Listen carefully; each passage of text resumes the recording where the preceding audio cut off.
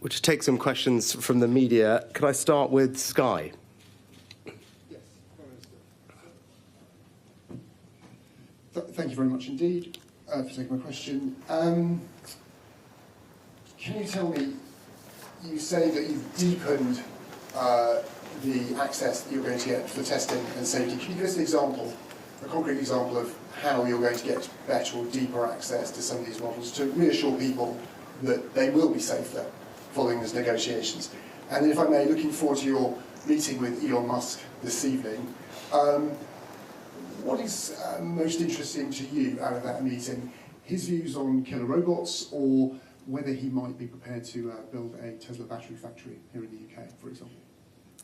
Great. So when it comes to AI safety testing, what I want people to be reassured by is that we in the United Kingdom are actually ahead of, I think, any other country in developing the capabilities and tools that we need to keep people safe. We've announced the creation of the AI Safety Institute. It's backed by a significant amount of funding. It builds on the work of the Foundation Model Task Force that we set up a while ago. And not only is it funded, it's also attracting the best and the brightest scientists and researchers from around the world to come and work there.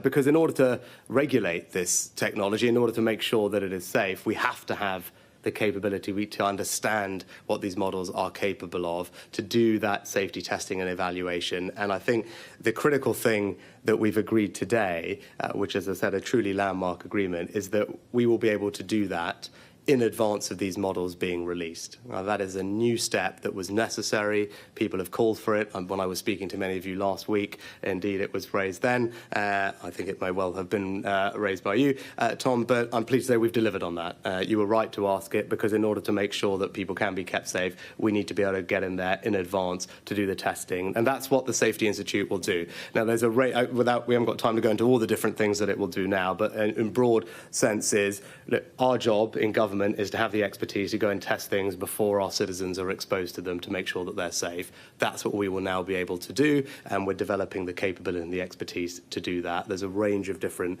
methodologies that are used to deliver that, but fundamentally, people should be reassured. Not only do we have the tools and the capabilities being developed here at a rate faster than any other country, we now have the agreement we need to go and do the testing before the models are released to the public. And that is something that I think the summit will look back and say was a terrific achievement, a landmark achievement of this summit.